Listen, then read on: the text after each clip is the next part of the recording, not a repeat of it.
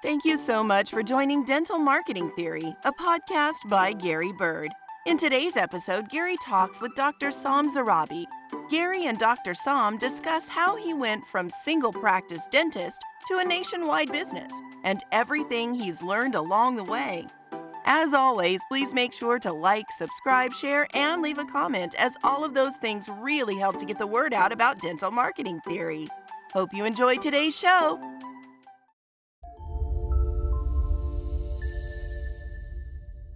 All right, we are live. Thank you so much for tuning in. I'm excited about today's episode. And if you can, I know you're listening right now and you're tuned in at the beginning of the podcast. Could you just take a moment and leave a quick review? It really, really helps us. It really boosts our podcast. It doesn't cost you anything. It's free. And you'll make me so happy, and I won't have to beg for reviews later. So thank you so much for doing that and taking the time to do that. Today, I am so excited. And really, it's quite the honor that you would take the time to meet with me, Dr. Saam, and you've built something amazing. I've watched you, I just told you, from the distance, and I've seen you speak at the DEO. I've seen where all your practices are at. And I went on and I started reading your bio, and instantly in my head, I'm just like, you know what? I want to ask him. It's 2008. You're coming out of school. What's going through your head in 2008? And that's the year that I started my business. And Yep. I quit my job. I had a paying job. It was very stable, but there wasn't like a lot of upside, or I was bored. I'm an entrepreneur, right? So I'm like, oh, I'm going to quit my job. And then the economy crashed. Every businesses were closing down like crazy. And so you're coming out of school. You're probably in your early 20s. What happened? Where was your brain at? And where'd you go from there? Gosh, we're gonna go back to that summer. Gary, thank you for having me, man, and love what you're doing for our industry and the dynamic content you bring to the field. So thank you for having me. It's an honor. Thanks. So 2008 summer, I was graduating dental school. It was as chaotic as I would say a time is today, right? I mean, it was different. There was a great financial crisis. We had every day you turn on CNBC and different banks were collapsing. And I mean, it was like the world was ending, right? And we're coming out of dental school at the time at Pacific in California. And many other dental students across the country, very heavy debt load. And I was supposed to actually go to a residency program with my girlfriend at the time, who was going to become my wife. She was also in the dental school class. We were going to go to a residency program in Switzerland that one of my mentors had suggested. And so go study cosmetic dentistry and implants, and it was going to be awesome. And everything immediately collapsed, right? And they weren't going to recognize the residency programs. We had to call an audible and pivot. And so instead of living on a bench somewhere in Switzerland in a ton of debt and no cash, we decided to change it up. And so my old roommate from college, Dr. K, had graduated dental school a couple years before, and he was in Texas. And then he said, "Hey, man, come on out to Texas. There is some good job opportunities. The cost of living might be a little bit less, and you can get some great experience." At the time, the thought of kind of moving out of state like that was a big move, and a lot of people thought we were crazy. My dad practiced his dentistry in Southern California for the past 40 years, still doing it. My stepdad, Oh, wow. yeah, and he loves it, but he's old school, right? The traditional solo practice. Didn't have the ability to go work with him because, again, when that happened, all the offices sort of tightened up, and so hiring for young dentists out of school was not really an attractive deal.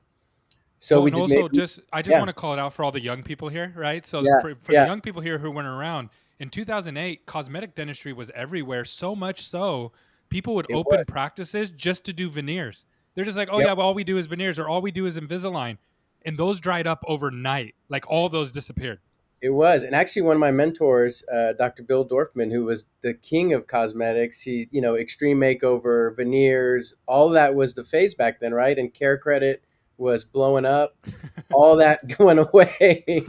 And I loved cosmetic dentistry, but I realized that dream was going to be put on hold.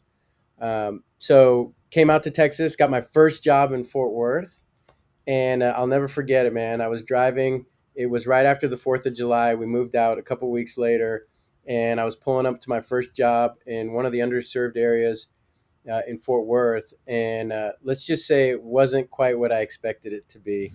And growing up around dentistry my whole life, I had this sort of vision of what I thought the real world was going to be like, and this role was not. The equipment was run down, the staff was unhappy, the place was an absolute dump. Cockroaches in there. It would rain, and tar would Oh hit man. my patients as I was working on them. It was chaos, and I was the office manager. He says it was a nightmare.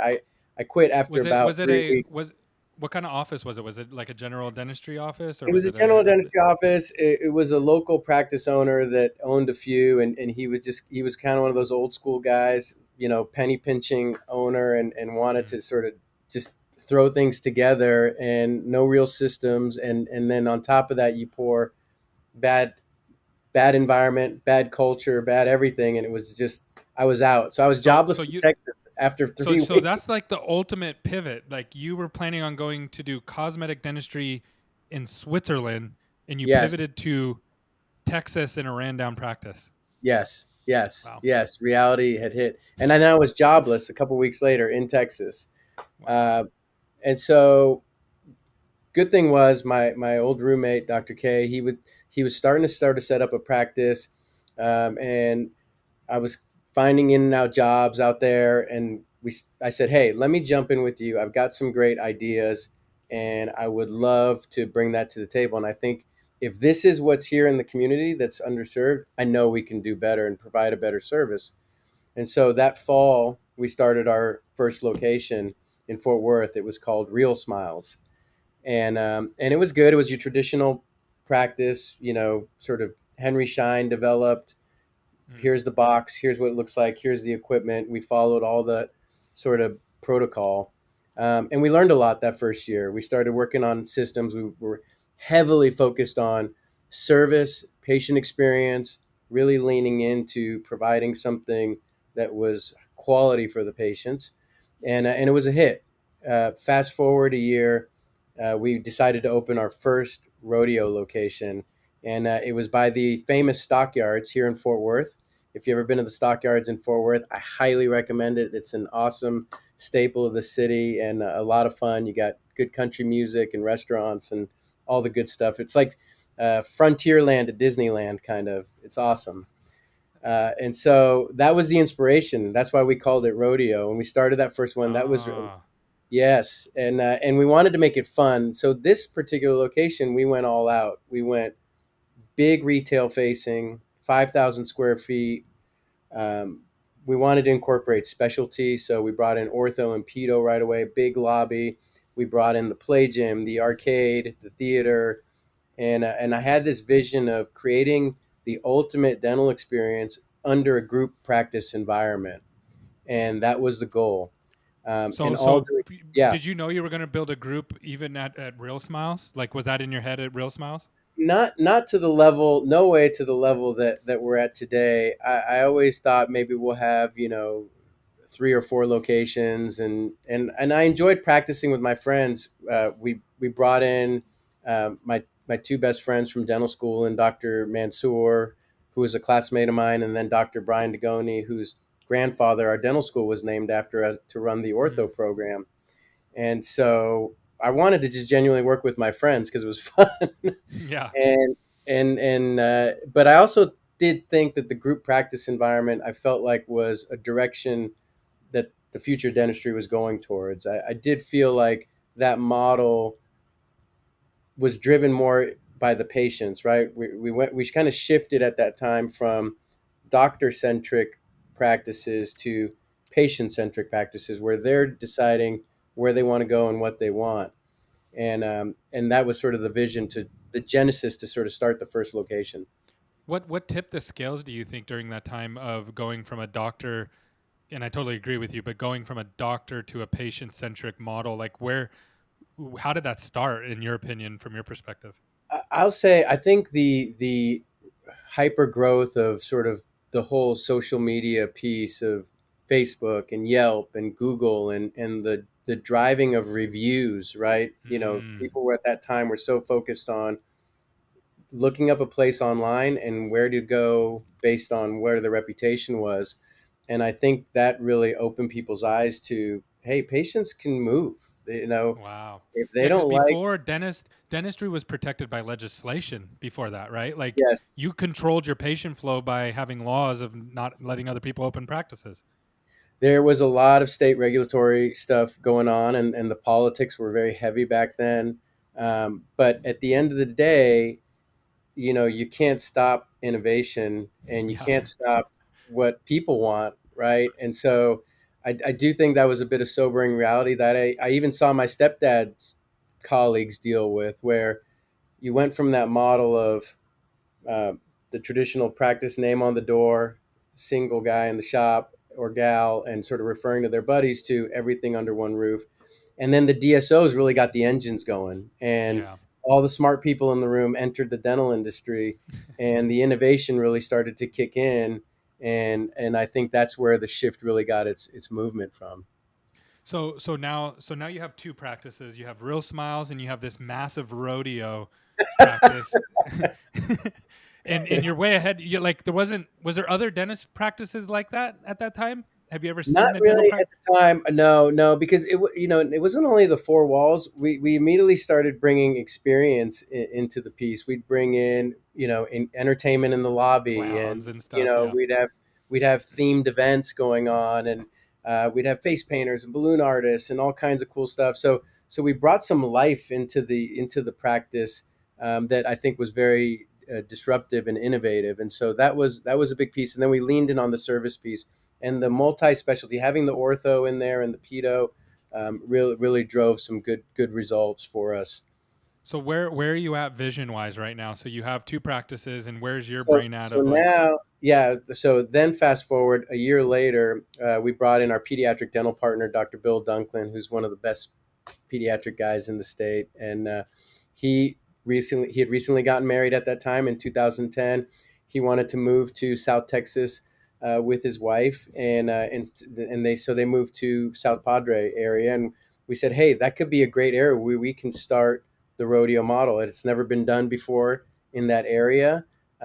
So they moved down. My wife and I, that were both practicing at the time full time, we moved down and we started in 2011 the second rodeo location in Brownsville, Texas. And subsequently that year, each quarter, we opened location 2, 3, 4, 5, and 6. So, how were you? Was it all doctor funded, like each step of the way? Like you bring yes. in a partner? Okay. Yeah, what we did was, now we had about five partners, all dentists, and we would utilize our banking relationships. And that actually strengthened. That was a very heavy recession time, right? So Yeah. the ability for just myself to go to the bank was really hard. I think Dr. Roman was talking about it on your last podcast, and Yeah. I really connected to what he was talking about, because it was very similar. I mean, the banks stopped lending, right? Remember in like 08, Yeah. 09, they're like, Yeah. no, we're done.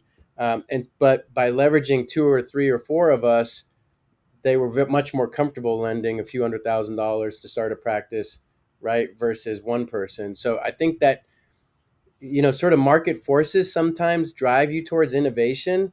Mm-hmm. That kind of drove us to have to do a group practice in a sense, right? Yeah. And so we would go to the bank, and each location would get its own bank loan, and then we would fund it the rest with anything that we earned. We'd put it right back in. And we started the traditional way from locations 2 through 6. But it was really like calling your friends and colleagues, hey, do you want to come and work with us? And it was a very fun time. But we quickly went from, you know 40 employees to 120, and it became kind of a different business at that point, right? Yeah, that's a huge difference. The uh, so where was your when did your vision tip to where you're at now? Like was that at practice number 2, 3, 4? Like when did you go, okay, now we're yeah, gonna go past this 3 or 4 thing that we're gonna do? yeah, I love, I get asked all the time by dentists that are growing their DSOs. I will tell you, there's a great article written by Vincent Cardillo on the stages of dental group practice. It's available online. I think it was in one of the magazines. But I mean, he nails it in this article where at 6 locations, it's a point where you got to make some decisions because now you have to start investing in infrastructure. You Mm, know, you've got to have some accounting infrastructure, you've got to have some HR infrastructure because you have a lot of people under you, right? And you're running these large practices, so um, that's where you see a lot of people stop or go. And I think for us, we knew we had a really great product. We loved building the culture, we loved building the teams, and so we wanted to keep going. And so that's when we started to make some investments. We got a little small uh, uh, headquarter office in Fort Worth. We started to invest in some financial infrastructure, and we just sort of started to build from there. That took us to about 10 locations, and that's when we sort of hit our next wall, which was around innovation and technology. yeah. um, and so around 2014 we decided to make a big investment in IT infrastructure, because, like many practices out there, we struggled with the reporting and the data analytics, and the reports you'd print out on some of the practice management softwares in these It's crazy. 280-page PDFs. Yeah, I've seen them. I've had to comb through them before.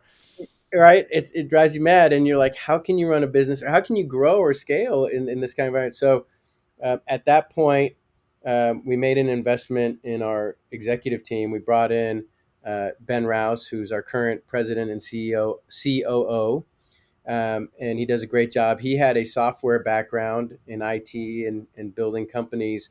And so at first, I was just picking his brain on, man, I need some help on IT because servers are crashing and I can't get this report and I'm having this issue. And we had organic dialogue, and it really turned into, man, I think we can build something special here.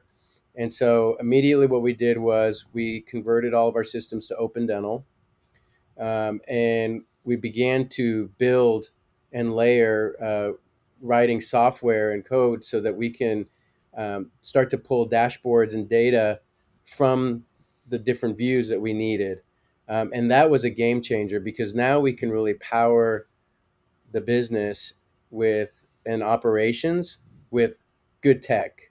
Yeah, And so today we've got over 500 dashboards where we can slice and dice and look at the business at an enterprise level, at an individual level.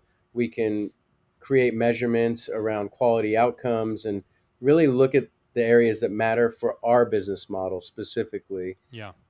And so that was a big game changer to really propel us to go from 14 to 20 to 30 and now 40 locations. Yeah, it's interesting because it's really what I have found in business, in any business, is that you can't hold people accountable unless you have the actual numbers, right? I Right. can't just be like, well, you stink on the phones. Follow the scripting.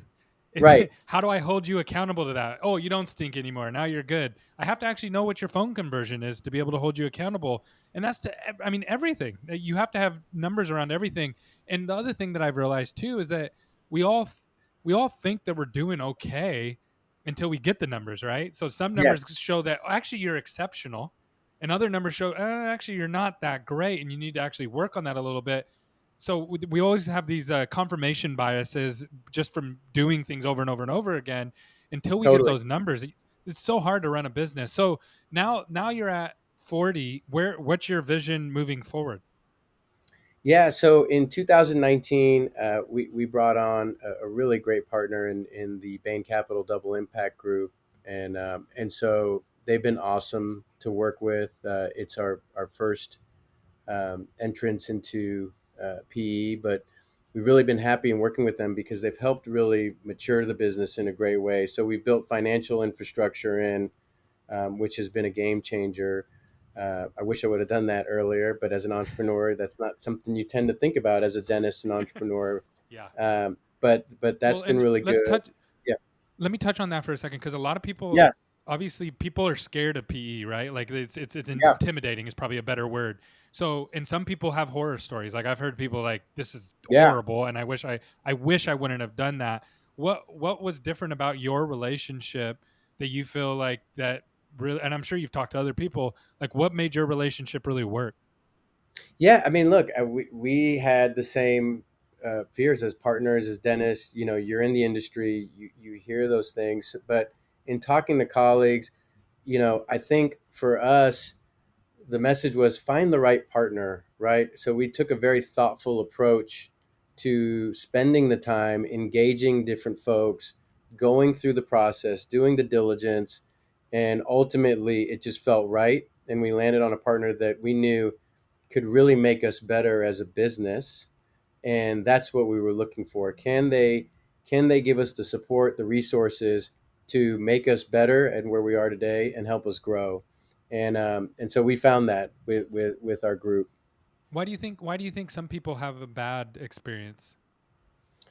You know, I think it's with any partnership. I think you can have a bad experience in even finding a colleague. Like, you Yeah. know, it's partnerships are such give and take, and you really got to make them work, and it goes in two directions. And so I think if you rush into something or the visions are not aligned, then I think you're going to have problems in any type of partnership Yeah. that you Is it have, just because right? there's more money at play, right? You're playing with bigger numbers, so now the pressure, it's the relation, I, any relationship can go south, but now you're also throwing millions of dollars on top of it.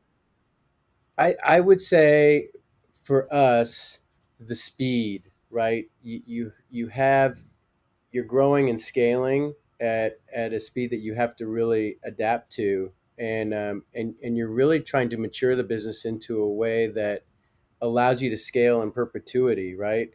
And so it's not easy, right? It's hard work, but you know, I welcome the challenge of improving the business, right? From where we were today from where we were to where we are today, it's night and day. I mean, our HR infrastructure, our financial infrastructure is just so much better than where we were 3 years ago.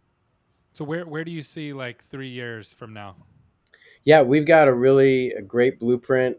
We want to get to internally. We've got a great goal. We feel like we can take the brand nationwide. We Mm. feel like we've got a great product, and we know that's going to be some hard work. So for us, our first step was to go into a new state, which we did I in saw I Colorado. saw you guys go into Colorado. Yeah, Yeah, Colorado. I was actually going to talk about the difficulty of going from one state to another. So yeah, walk absolutely. me. I love that. Yeah, and so ironically, we'd signed those leases in 2019, and so pandemic obviously came, and so we had to pause on those openings, and so finally we got those open last year in the summer, and we started in Denver, Aurora actually, and it's been great. Colorado's an awesome market, but certainly challenges when you go into a new state and you're doing a de novo model. Yeah. So what were some of the roadblocks that you experienced that you wish you would have known about before? Yeah, I think.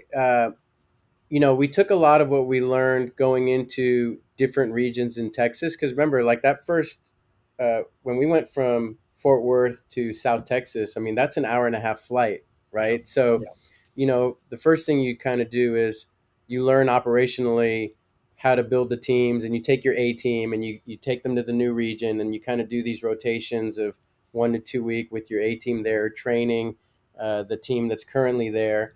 But you got to study. I mean, obviously, state to state, regulatory stuff changes, the nuances of how the insurance is run, how dental assistants and auxiliaries can do different functions. So, all of that learning curve, I think, is important. And then starting a new brand in any new region, whether it's South Texas or a new state, you've got to get ahead and really 6 months out start to build the marketing and really make sure you've got the momentum so you can launch the practices in a strong way out the gates.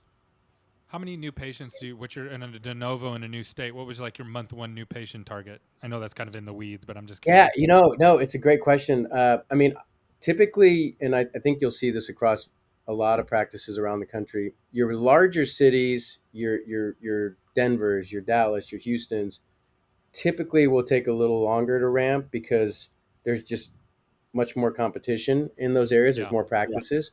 But then, like when we went into Greeley, which is in uh, north of Denver, um, man, we were a huge hit because there just wasn't a lot of practices out there. It's kind of a rural area, Most people had never seen a practice like rodeos ever before, where Oh, you've got okay. this lobby, and I mean, it's really a big presence that shows up, and then you incorporate all the specialty. So I think in the first couple months we had over like 500 patients come in to the doors.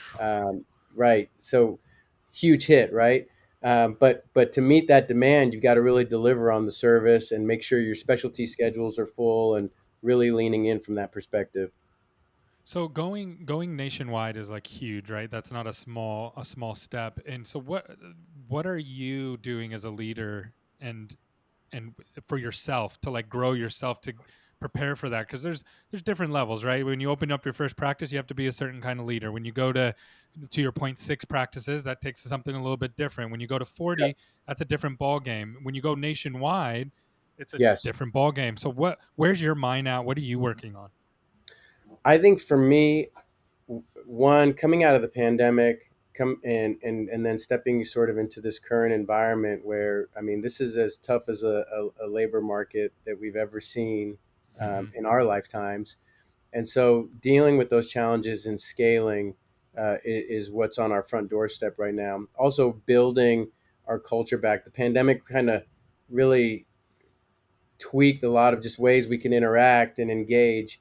We used to have our big company events and bring everybody together, and so that slowed down. So sort of bringing those things back. But for me, really getting the model to where we can go into new regions, open up, do it in a great way, and scale the business so that we can really set the platform up to grow. Into multiple states. Right? We'd like to go into Arizona, hopefully next Nice. year. And so with that, I mean, you've got to really make sure the infrastructure is there to support the teams and the front lines. And so that's our biggest focus right now.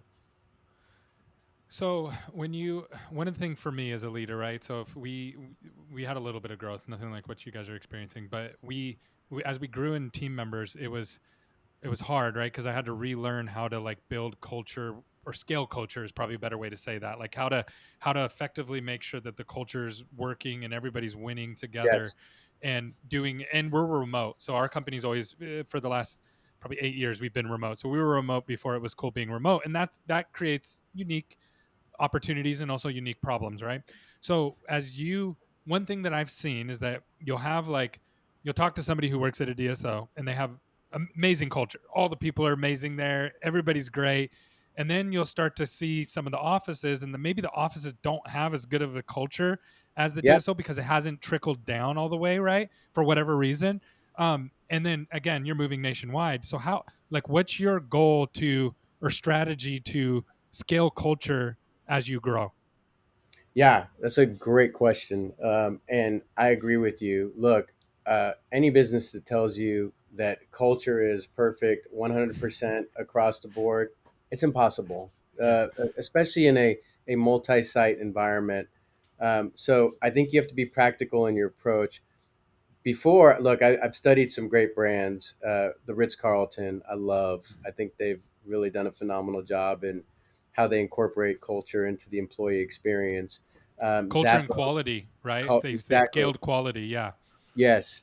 Zappos was another brand growing up that I thought was awesome in terms of, and they were more so the original like fun culture, right? Like party in the office. But so, finding that balance. And originally when we started, we were at 6 locations, going to sort of 10. We'd have these big company events and we'd have speakers come in. And so it was more like that fun vibe. And then as we matured, um, culture is much more than that, right? We started to build in our mission and core values. You can see behind me the plaques on the walls; those hang in every office. That's who our core is, right? And so we documented those. We've got them in every office. We've got our little culture cards that the employees carry. We use it in onboarding. Every employee goes through culture and core values onboarding, so we really lean into that repetition. Then we try to give them the foundation of infrastructure around your daily morning huddles that take place, and what are we talking about in those. So giving them a framework Yeah. on how Yeah. to lead with culture, and then for us, what kind of I think makes us unique is we'll then empower them to sort of make it their own. So we don't have this sort of cookie cutter thing. The culture in South Texas versus Houston are going to be different, and that's Yeah. cool. We want to empower them, but we just want to make sure the foundation is there. And now we're really focused on a more localized approach, investing in our team members and people, putting them through training. We'll do things annually, like take team members to the Crown Council event annually. That's an amazing event for leaders, and they put on a great event. We'll do our own team And events. We have who goes to that? Like, who do you have go to that event? yeah, Like we'll what? go around. And so last year we took 50 team members to this event. Next year we'll do the same. We'll go around and we'll have our local leaders select team members that are growing in the company, high potential, and we'll do like a publishing clearinghouse sweepstakes. We'll show up, they've won, they're going to the event. It's a whole celebration, and this is really a great thing for the employees. Um, and then we'll So is it take them like and we'll have fun. is it like office managers, or is it like Yeah. front Uh, desk people? It could be a front Yeah, desk person who anybody. wants. Yes, Okay, cool. That's really absolutely. cool. Yeah, yeah, yeah. And we've got criteria that they go and they can apply to. And so we'll kind of do events like that happen throughout the year. We're involved in the Women in DSO. We want to take our leaders to that. So things like that we'll bring in. And then we'll bring education to the practices too and have a lot of fun with it. Our onboardings are legendary. When we open a new office, we'll have a DJ there. And I mean, it's 8 hours of high impact fun. But so again, those are the kind of things we'll build in the system. And then most recently, post pandemic, and Gary, if you don't want to come on, I'd love to have you. But every other Wednesday, we have a company wide town hall, Oh wow. and it's on Zoom. We'll have over 800 people on there because each practice is represented, and it's a 30-minute event. We'll go over uh, great employee stories, great patient stories. We'll make announcements. We'll engage the different teams. We'll have fun contests. I mean, it is a really So cool. you're incorporating a virtual. You're a physical business, but you're also is it? And you started doing that during COVID. We started doing it in COVID because at first it was more of a sounding board for updates. Hey, here's local regional rules that are taking place. I mean, you remember it was so different Yeah. city to city, and Yeah, so yeah, yeah. we were Especially in giving employees. Texas. Like Texas, there was some towns there that were like closed 100%, and other ones were opening, and then they Yes, switched. yes, Then they switched, and one closed, and the other one opened, and it's like, it's crazy. it was crazy. They had different rules for dentistry in different, and Yes. we were on the phones with different mayors, and we're like, dude, like up the road, they're not doing that. I mean, it was nuts. Yeah. So we had to adapt. So that was the first step, and then we started bringing on guests, and it sort of took this different route. And now it's like a show for 30 minutes, and the teams love it, and they get to engage, and it's a lot of fun. I'd love to have you on one. I want to come. I just messaged my assistant and said, all right, I want to go to that. Make sure you guys, so I'll reach out. I definitely Okay. want to see how you run that and get like engagement and all that kind of stuff. I think that would be awesome. So now, what would you, what would you tell people, or what would you tell yourself if you could go back now at the beginning and you have maybe 4 practices, 5 practices before you really solidified what your plan was? What would you go back and tell yourself now? Oh, that's a good question, Gary. Man, you hit me with the good stuff today. At 4 to 6 locations, um, I would tell myself, be ready because the unexpected is going to happen. Nothing's perfect, but keep learning, keep growing, right? And everything else will follow. Just stick to that self development and focus on being humble and continue to grow and invest in your people. I can't Yeah. stress that enough. Invest in your people, and everything else will follow. That's awesome. That's great advice, and love what you guys are building. It's been really, really good. If someone wants to learn more about what you guys are doing or wants to be a part of your organization, how can they reach you? Yeah, one, you can reach me via email, Saam at rodeodental.com, SAAM at rodeodental.com, or visit our website, rodeodental.com. Check us out. There's all kinds of good updates happening. And then any of the social media pages, follow us on LinkedIn, Instagram, a lot of good updates there.